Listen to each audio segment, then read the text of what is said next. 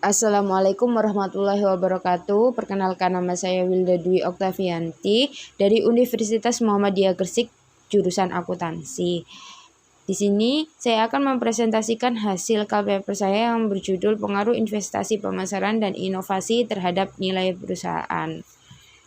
Pokok pembahasan yang pertama yaitu latar belakang. Setelah itu grand teori, hipotesis penelitian, metode penelitian, pemilihan sampel, hasil uji statistik deskriptif, hasil uji asumsi klasik, hasil uji hipotesis, interpretasi hasil, dan yang terakhir yaitu kesimpulan dan saran. Latar belakang penelitian. Tujuan utama didirikan sebuah perusahaan adalah untuk mendapatkan keuntungan yang maksimal dan juga meningkatkan kesejahteraan pemilik perusahaan atau para pemegang saham, serta memaksimalkan nilai perusahaan yang tercermin pada harga sahamnya. Harga saham yang tinggi membuat nilai perusahaan meningkat dan menambah kepercayaan pasar terhadap kinerja perusahaan saat ini maupun yang akan datang.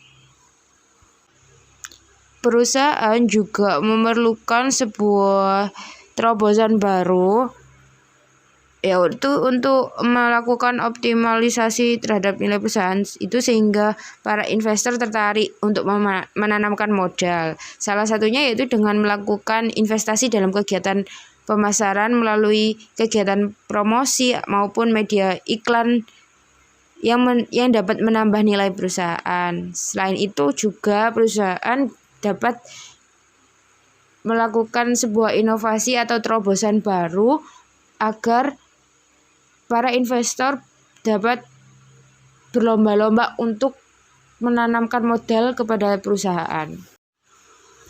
Grand teori pada penelitian ini yaitu teori sinyal.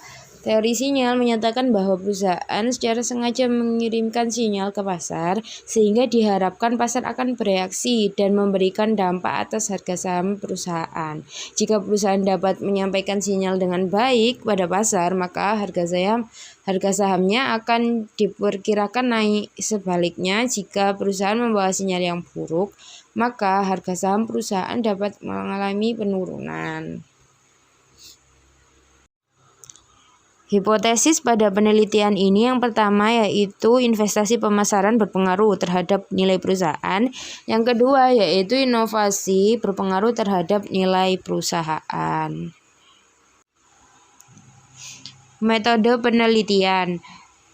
Jenis penelitian ini yaitu penelitian kuantitatif dengan metode statistik deskriptif. Untuk lokasi penelitian yaitu melalui Bursa Efek Indonesia yang diakses melalui media internet. Populasi dan sampel penelitian meliputi seluruh perusahaan yang tercatat di BEI pada tahun 2019 sampai dengan 2020 dan sampel diambil menggunakan metode proposing sampling.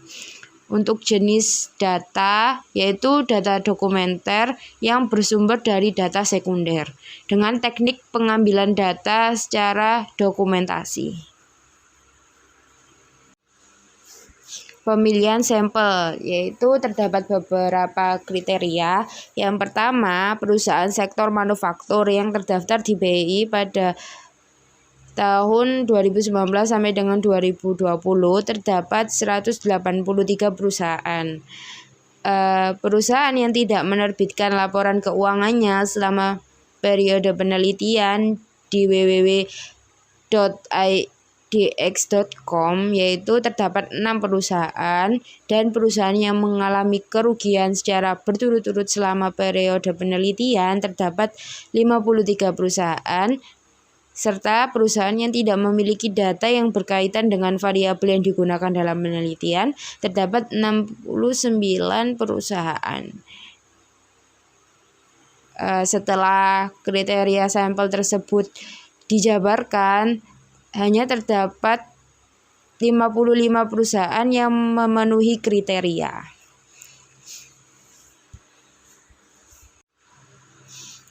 Hasil statistik deskriptif. Dari hasil perhitungan nilai perusahaan yang menggunakan proxy Tobinski menunjukkan bahwa nilai maksimum Tobinski sebesar 26,082 yang dimiliki oleh PT Gaya Abadi Sempurna Tbk, yang berarti bahwa nilai pasar MLBI dihargai 26 kali lebih besar dibandingkan nilai bukunya, dan nilai minimum Tobinski sebesar 0,363 yang dimiliki oleh PT Intan Wijaya Internasional Tbk. Secara rata-rata nilai perusahaan yang diukur dengan Tobinski yaitu 2,678, yang mencerminkan bahwa rata-rata nilai pasar perusahaan yang menjadi sampel pada penelitian ini 2,6 kali lebih besar dibandingkan nilai bukunya. Dengan hasil pengukuran investasi pemasaran menunjukkan nilai maksimumnya sebesar 0,216 yang diperoleh oleh PT Unilever dan nilai minimumnya sebesar 0,000. Secara rata-rata nilai investasi pemasaran ialah 0,063 dengan variabel inovasi mempunyai nilai maksimum sebesar 1 dan nilai minimumnya 0. Uji asumsi klasik. Pada hasil uji normalitas menunjukkan bahwa hasil perhitungan yang menggunakan uji one sample Kolmogorov-Smirnov test setelah dilakukan pengurangan data secara outlier terdapat 30 data yang di outlier, sehingga jumlah sampel pada penelitian ini berkurang menjadi 82 data. Hasil probabilitas tingkat signifikan di atas kepercayaan 0,05 yaitu 0,2. Hal ini berarti dapat disimpulkan bahwa data dalam penelitian ini terdistribusi normal. Hasil uji multikolinearitas. Berdasarkan tabel di atas, hasil uji multikolinearitas disimpulkan bahwa tidak terdeteksi gejala multikolinearitas. Nilai toleransi pada variabel independen yaitu 0,955, di mana nilai ini berada di atas angka 0,1. VIF dari masing-masing variabel independen yaitu 1,047, di mana nilai ini berada di bawah angka 10. Hasil uji autokorelasi. Berdasarkan tabel tersebut membuktikan bahwa model penelitian ini yang dilakukan tidak terjadi autokorelasi. Dasar pengambilan keputusan pada uji autokorelasi yaitu DU lebih besar dari DW lebih besar dari 4 min DU, sehingga jika dicermati lagi hasil penelitian ini menunjukkan 1,591 lebih besar dari 1,740 lebih besar dari 2,260. Uji heteroskedastisitas.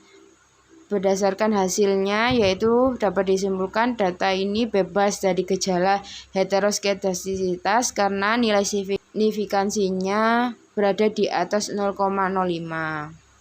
Hasil uji hipotesis parsial yaitu yang pertama pengaruh investasi pemasaran terhadap nilai perusahaan, yaitu memiliki pengaruh yang signifikan karena hal tersebut nilainya yaitu berada di bawah 0,05, dan hasil perbandingan T hitung dengan T tabel dapat dilihat pada variabel pertama investasi pemasaran memiliki T hitung sebesar 7,253 lebih kecil daripada 1,989, sehingga H1 diterima dan H0 ditolak.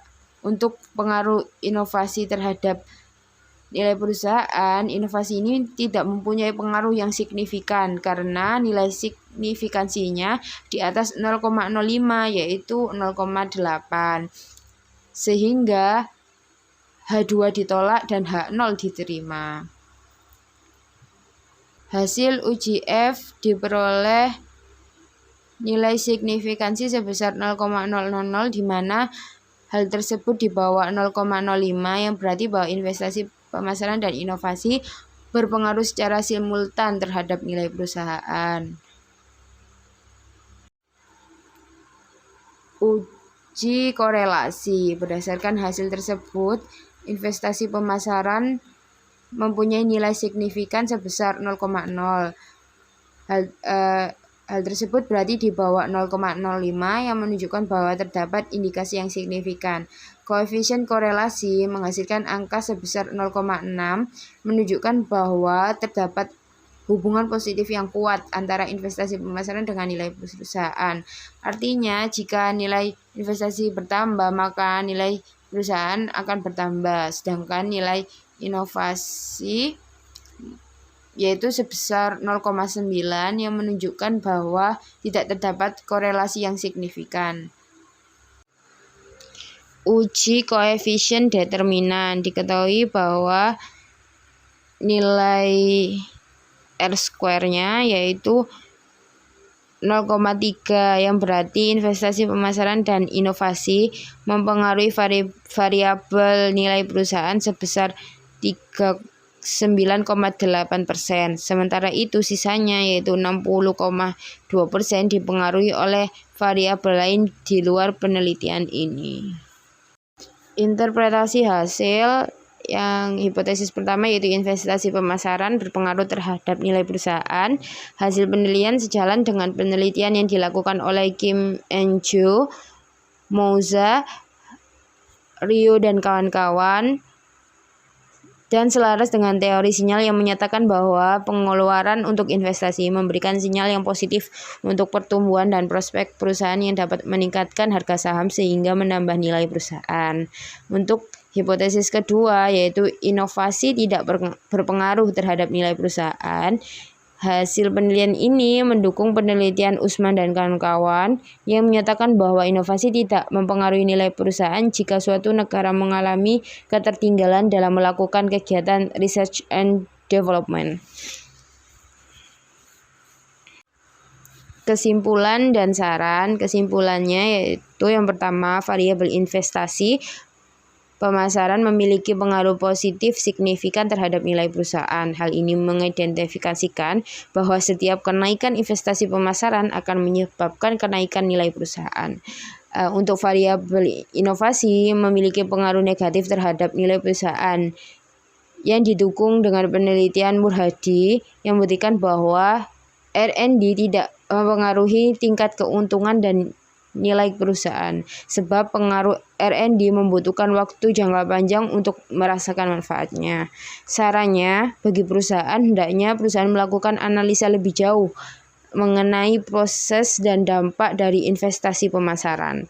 Untuk penelitian selanjutnya dapat menggunakan sampel perusahaan untuk semua industri atau menambah sampel negara di luar Indonesia untuk dapat membandingkan hasil penelitian di beberapa negara serta memperluas periode penelitian dan menggunakan alternatif proksi lain untuk mengukur variabel nilai perusahaan seperti EPS atau MBVR.